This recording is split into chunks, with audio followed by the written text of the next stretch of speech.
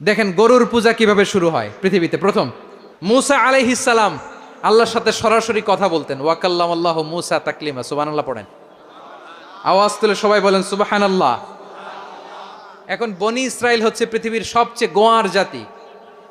তারা বলে মূসা, তুমি যে আল্লাহর সাথে কথা বলো আমরা তো দেখি না, তুমি যে কথা বলো আমরা তো শুনি না, তো কি করতে হবে?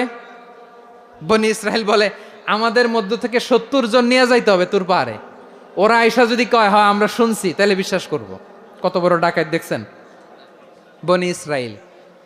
এদের চেয়ে গোয়ার জাতি নাই। এত গোয়ার তুমি করেছে মুসা আলাইহিস সালামের সাথে। তুমি যে আল্লাহর সাথে কথা বলে আমরা তো দেখি, কি করব? 70 জন আমাদের বন্ধু বান্ধব যে যদি দেখে, তারা বললে ওকে আস, 70 জন আস। 70 জন নিয়ে গেল। মুসা আলাইহিস সালাম হারুন আলাইহিস সালামকে খেলাফা দিয়ে গেলেন, আল্লাহ ওনাকে নবী বানালেন। মুসা আলাইহিস সালাম বললেন, হারুন খবরদার, বনি ইসরায়েলের মধ্যে তাওহীদের বাণী প্রচার করবা, ঐক্য ধরে রাখবা, বিচ্ছিন্ন হতে দিবা না। চলে গেছে। এইদিকে বনি ইসরায়েলের এক দুষ্ট লোক ছিল, নাম সামিরি। কি নাম? সামিরি। সে সবাইরে বলল তোমাদের স্বর্ণগুলো ফালাও। স্বর্ণগুলো ফেললো, বনি ইসরায়েলের স্বর্ণগুলোকে গলিয়ে সে একটা গরুর বাচ্চা বানালো। গোবৎস। কিসের বাচ্চা? দেখেন গরুর পূজা কিভাবে শুরু হয় পৃথিবীতে প্রথম।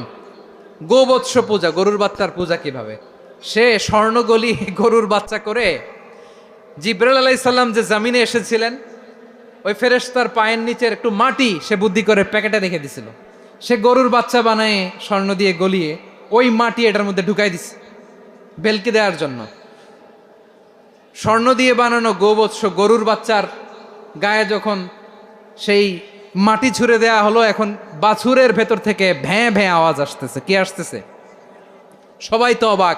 সামিরি বলে, আরে তোমরা যে 70 জন দিয়ে মুসা আলাইহিস সালাম রে পাঠাইছো, ওইদিকে এত ঘুরতেছে, আল্লাহরে খুঁজে পায় না, আল্লাহ তো এটার ভিতরে ঢুকছে।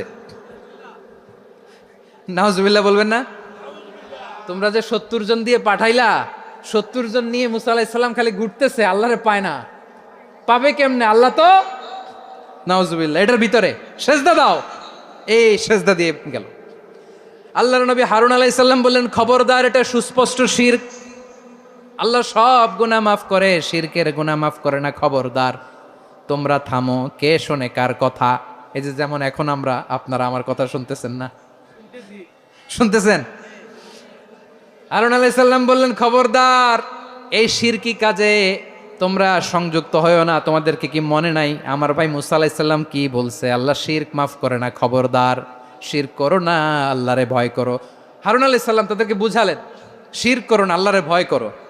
শুধু এতটুকুই তিনি বুঝালেন, দাওয়াতি কাজ পালন করলেন, কিন্তু প্রতিরোধ করেন নাই, সশস্ত্র সংগ্রামে লিপ্ত হন নাই, বাধা দেন নাই। কারণ গৃহযুদ্ধ বেঁধে যেতে পারে। উনি ভাবলেন, আমি যদি আমার বাহিনী নিয়ে দাওয়াত দেওয়ার সাথে সাথে প্রতিরোধ করি, আক্রমণ করি, ওরাও আমারে আক্রমণ করবে, ব্লাডশিড হবে, রক্তপাত।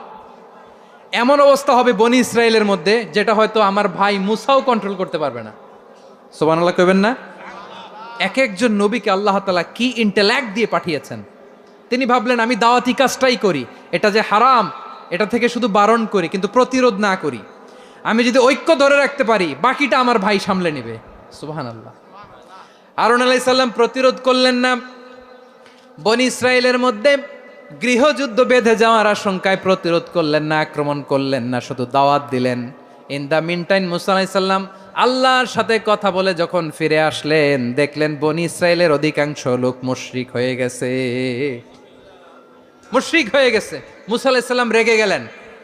রেগে প্রথমে বনি ইসরায়েলদেরকে অ্যাটাক না করে ভাইয়ের দাড়ি ধরলেন। হারুন আলাইহিস সালামের দাড়ি আর চুল। মেজাজি নবী ছিলেন। হারুন, তুমি কি করলা? তোমার কি দায়িত্ব দিয়ে গেলাম, তুমি কি করলা? তুমি থাকতে বনি ইসরায়েল কেমন করে শিরকের কাজে নিমজ্জিত হয়ে যায়? সাইয়েদনা হারুন আলাইহিস সালাম বললেন, ইন্নী, কোরআন সাক্ষী, কোরআন থেকে কোট করছি, ইন্নী খাশীতু আন তাকুলা ফাররাকতা বাইনা বনি ইসরাঈলা ওয়া লাম তারকুব কওলি। ও আমার ভাই, আমার দাড়ি ধরবেন না, আমার মারবেন না।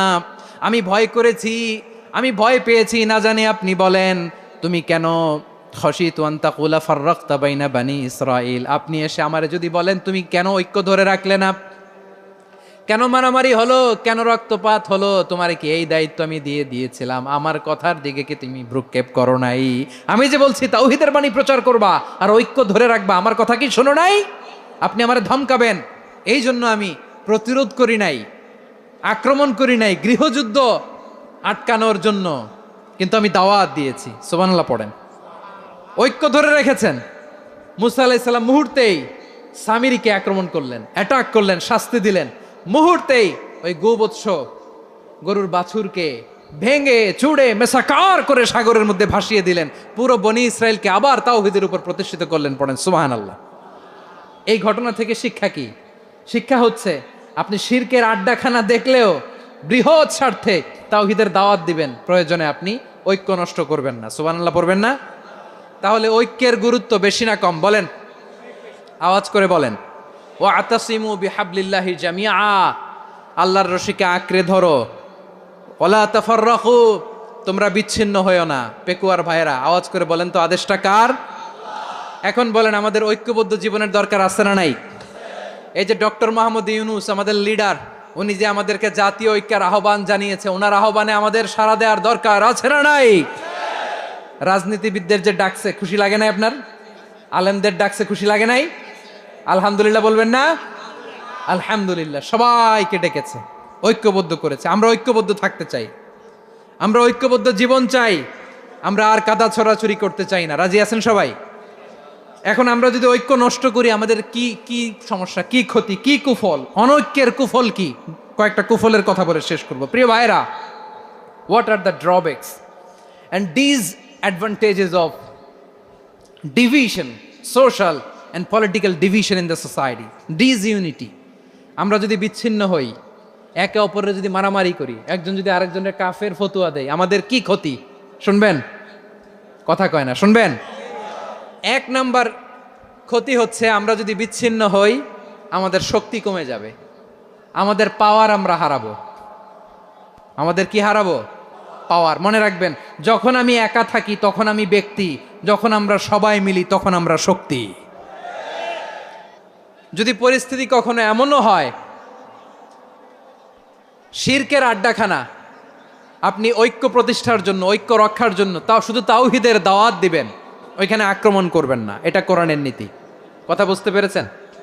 সামনে শিরকের কি? কথা কয় না, শিরকের কি? আড্ডাখানা, আখড়া।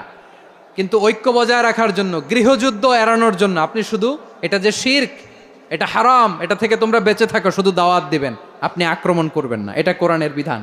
সুবহানাল্লাহ কইবেন না? তো এই চমৎকার ঘটনাগুলো আপনারা শোনাইতে পারবো এরকম বিশৃঙ্খলা করলে?